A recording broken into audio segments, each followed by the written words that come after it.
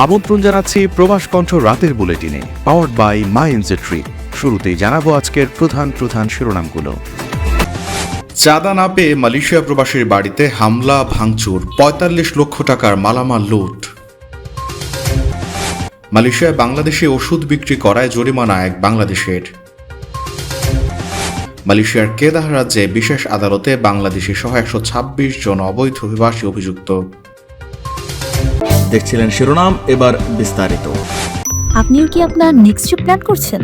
তাহলে আপনার জন্যই মাই এনজে ট্রিপ, যেখানে এয়ার টিকেটস এবং হোটেল সব পাওয়া যাবে এক প্ল্যাটফর্মে, with a very affordable fares and endless options.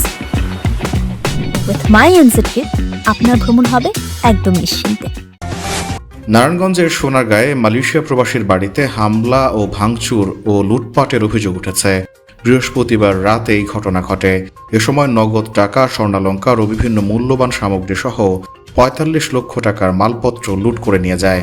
শুক্রবার দুপুরে স্থানীয় সন্ত্রাসী আব্দুল জলিল সহ অজ্ঞাত ১২ থেকে ১৫ জনের বিরুদ্ধে প্রবাসীর স্ত্রী জাকিয়া বেগম সোনারগাঁ থানায় লিখিত অভিযোগ দায়ের করেন। সোনারগাঁ থানার দায়ের করা অভিযোগ থেকে জানা যায়, উপজেলার পিরোজপুর ইউনিয়নের খাসেরগাঁও এলাকার বাসিন্দা আব্দুল জলিলের নেতৃত্বে বৃহস্পতিবার রাত 10:15টার দিকে ১২ থেকে ১৫ জনের একটি দল চর গোয়ালদি কোনাপাড়া এলাকায় মালয়েশিয়া প্রবাসী মহিউদ্দিনের বাড়িতে হামলা করে। এ সময় তারা বাড়ির প্রধান ফটক ভেঙে ভেতরে প্রবেশ করে পরিবারের সদস্যদের ভয়ভীতি দেখিয়ে ভাঙচুর করে। আলমারির চাবি ছিনিয়ে নিয়ে আলমারিতে থাকা ১৫ ভরি স্বর্ণ, নগদ ৫ লাখ টাকা, ল্যাপটপ, মোবাইল ফোন ও আইপ্যাড সহ প্রায় ৪৫ লাখ টাকার মালপত্র লুট করে নিয়ে যায়। ভুক্তভোগী জাকিয়া বেগমের দাবি, অভিযুক্তরা দীর্ঘদিন ধরে তাদের কাছে চাঁদা দাবি করে আসছিল। দাবিকৃত অর্থ না পাওয়ায় দেশীয় অস্ত্র, রামদা, লোহার রড, চাপাতি ও ছুরি নিয়ে তাদের বাড়িতে হামলা করে। হামলাকারীরা ঘরের আলমারির চাবি জোরপূর্বক নিয়ে নগদ ৫ লাখ টাকা ও ১৫ ভরি স্বর্ণালংকার নিয়ে যায়। ভুক্তভোগীর দাবি, তার স্বামী মালয়েশিয়ায় থাকেন। বাড়িতে কোনো পুরুষ না থাকার সুযোগে আব্দুল জলিলের নেতৃত্বে অভিযুক্তরা দীর্ঘদিন ধরে তাদের ভয় ভীতি দেখিয়ে টাকা দাবি করে আসছিল। এ টাকা না দেওয়ার কারণে হামলার ঘটনা ঘটিয়েছে। হামলা ও লুটপাট শেষে চলে যাওয়ার সময় হামলাকারীরা একটি মোবাইল নম্বর লিখে দিয়ে আপোষের জন্য যোগাযোগ করতে বলে। একই সঙ্গে মোটা অঙ্কের টাকা না দিলে পরিবারের সদস্যদের হত্যা ও বাড়িঘর জ্বালিয়ে দেওয়ার হুমকিও দেওয়া হয়। মালয়েশিয়ায় থাকেন, আন্তর্জাতিক কর্মপরিবেশে স্মার্ট ও সফল ক্যারিয়ার করতে প্রস্তুত, তবে আপনাকে খুঁজছে প্রাণ মালয়েশিয়া। সমগ্র মালয়েশিয়া জুড়ে বিভিন্ন পদে আপনি হতে পারেন আমাদের পরবর্তী টিম মেম্বার। আপডেটেড সিভি সহ হোয়াটসঅ্যাপ করুন এই নম্বরে। মালয়েশিয়ার স্বাস্থ্য মন্ত্রণালয়ের কাছে অনিবন্ধিত ওষুধ রাখার অপরাধ স্বীকার করার পর এক বাংলাদেশি নাগরিককে ৪,০০০ রিঙ্গিত জরিমানা করেছে কুয়ালালামপুরের একটি আদালত। গত ২৭ এপ্রিল কুয়ালালামপুর ও পুত্রাজয় অঞ্চলের স্বাস্থ্য বিভাগ ফার্মেসি এনফোর্সমেন্ট শাখা কুয়ালালামপুর ম্যাজিস্ট্রেট আদালতে অভিযোগ পেশ করে।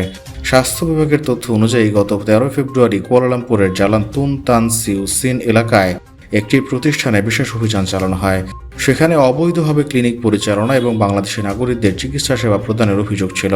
মালয়েশিয়ার ইমিগ্রেশন বিভাগের সহযোগিতায় ওই অভিযানটি পরিচালিত হয়। অভিযানে কর্তৃপক্ষ বাংলাদেশ থেকে আনা ৩৫ ধরনের ওষুধ জব্দ করে। জব্দকৃত ওষুধের মধ্যে ছিল অ্যান্টিবায়োটিক, ব্যথানাশক, উচ্চ রক্তচাপ ও ডায়াবেটিসের ওষুধ, সাইকোট্রপিক ড্রাগ এবং বিভিন্ন ধরনের ইনজেকশন। উদ্ধারকৃত এসব ওষুধের আনুমানিক বাজার মূল্য ৬,১০০ রিঙ্গিত। মালয়েশিয়ার কেদা অঙ্গরাজ্যের সিক জেলার বেলান থেকে অবৈধ অভিবাসী আদালতে বিভিন্ন অভিবাসন আইনে ১২৬ জন অবৈধ প্রবাসীকে হাজির করা হয়েছে। বুধবার অনুষ্ঠিত শুনানিতে তাদের বিরুদ্ধে অভিবাসন আইন ১৯৫৯ এবং অভিবাসন বিধিমালা ১৯৬৩ অনুযায়ী অভিযোগ আনা হয়। বিচারক ইয়ে তুয়ান মাজদি বিন আব্দুল হামিদের আদালতে মামলাগুলো পরিচালনা করেন টিপিপিআই প্রসিকিউটর ফারাহ হাফিদা বিনতে জাকারিয়া। আদালত সূত্রে জানা যায়, অভিবাসন আইন ১৯৫৯ ধারা ১৫ অনুযায়ী অতিরিক্ত সময় ধরে মালয়েশিয়ায় অবস্থানের অভিযোগে ৫৯ জন বিদেশি নাগরিকের বিরুদ্ধে অভিযোগ গঠন করা হয়। অভিযুক্তদের মধ্যে চীন, ভারত, বাংলাদেশ ও পাকিস্তানের নাগরিক রয়েছেন। আদালত তাদের প্রত্যেককে ১০,০০০ থেকে ১৫,০০০ রিঙ্গিত পর্যন্ত জরিমানা, অনাদায়ে কারাদণ্ডের নির্দেশ দেন। কেদার রাজ্য ইমিগ্রেশন বিভাগ জানিয়েছে, অভিবাসন আইন কঠোরভাবে বাস্তবায়ন এবং বিদেশি নাগরিকদের দেশের আইন ও বিধিনিষেধ মেনে চলা নিশ্চিত করতে তাদের এই ধরনের অভিযান ও বিচারিক কার্যক্রম অব্যাহত থাকবে।